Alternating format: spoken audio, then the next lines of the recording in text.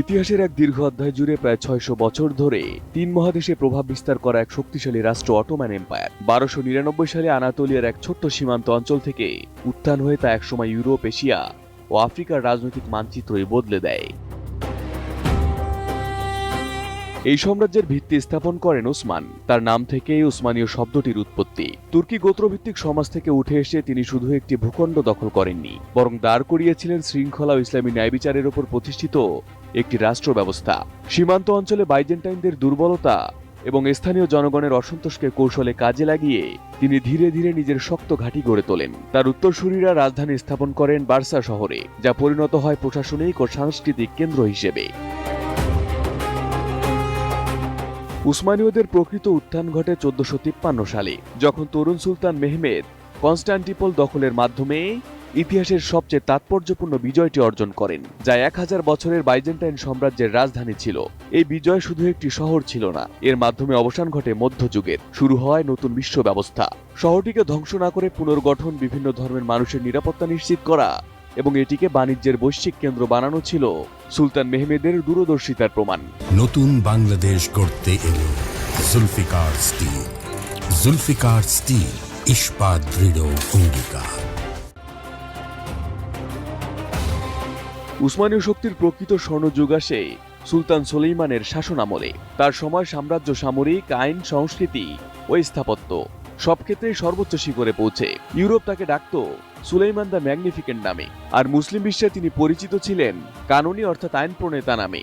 তিনি শরিয়া ও সুলতানি আইনকে সমন্বয় করে এমন এক প্রশাসনিক কাঠামো তৈরি করেন যা শতাব্দীর পর শতাব্দী টিকে ছিল। তার আমলে উসমানীয় নৌবাহিনী ভূমধ্য সাগরে আধিপত্য বিস্তার করে এবং সাম্রাজ্যের সীমানা ইউরোপের অন্তঃস্থল পর্যন্ত পৌঁছে যায়, এমনকি ভেন্না নগরীর দরজায় গিয়ে কড়া নাড়ে। তবে উসমানীয় শক্তির রহস্য শুধু যুদ্ধ জয়ের মধ্যে সীমাবদ্ধ ছিল না। তাদের প্রশাসনিক কাঠামো ছিল অত্যন্ত বাস্তবমুখী। ভিন্ন ধর্ম জাতিগোষ্ঠীর মানুষকে মিল্লাত ব্যবস্থার মাধ্যমে নিজস্ব ধর্মীয় সামাজিক আইন মেনে চলার স্বাধীনতা দেওয়া হতো। ফলে বিশাল ভূখণ্ডে বিদ্রোহ কম হতো এবং স্থানীয় জনগণ নিজেদেরকে রাষ্ট্রের অংশ হিসেবে ভাবতে শুরু করে। রাজধানীর তোপকাপি প্যালেস শুধু রাজপ্রাসাদই ছিল না, এটি ছিল সাম্রাজ্যের রাজনৈতিক মস্তিষ্ক, যেখানে প্রশাসন, কূটনীতি ও সামরিক সিদ্ধান্ত একই সাথে পরিচালিত হতো। অর্থনৈতিক দিক থেকে উসমানীয়রা ছিল অত্যন্ত কৌশলী। তারা ইউরোপ ও এশিয়ার মধ্যকার সিল্ক রুট ও সামুদ্রিক বাণিজ্য পথ নিয়ন্ত্রণ করত। ফলে আন্তর্জাতিক বাণিজ্য থেকে বিপুল রাজস্ব আসত।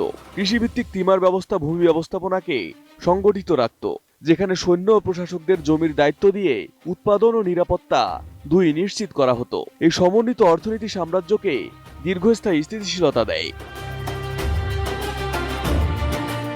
ওসমানীয় সাম্রাজ্যের আরেকটি বৈশিষ্ট্য ছিল মেধাভিত্তিক নেতৃত্ব তৈরি করা। জন্ম নয়, যোগ্যতাকে গুরুত্ব দেওয়া হতো। প্রশাসন, সেনাবাহিনী ও আদালতে প্রশিক্ষিত লোকদের নিয়োগ দেওয়া হতো কেন্দ্রীয়ভাবে, যা দুর্নীতি কমিয়ে দক্ষতা বাড়াতো।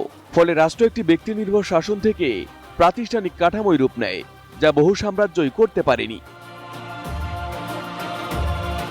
তবে ইতিহাসের নিয়মে উত্থানের পর আসে স্থবিরতা।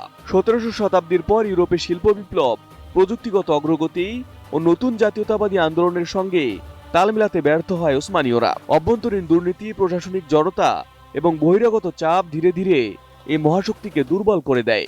অবশেষে প্রথম বিশ্বযুদ্ধের মাধ্যমে পতন ঘটে ৬০০ বছরের ওসমানীয় সাম্রাজ্যের। Arif Hasan, ATN news.